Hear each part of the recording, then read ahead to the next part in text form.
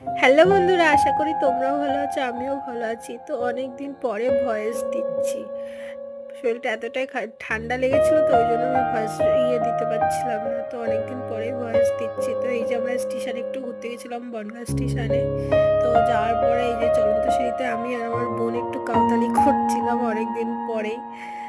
তো আমাদের ভিডিও কেমন লাগছে প্লিজ একটু লাইক কমেন্ট শেয়ার সাবস্ক্রাইব করো। অনেক দিন তো ভিডিও ছাড়া হচ্ছিল না।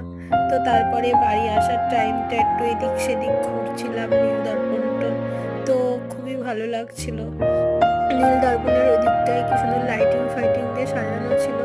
এদিকে আবার জাদু খেলাও হচ্ছে ওই নীলদর্পণেতে।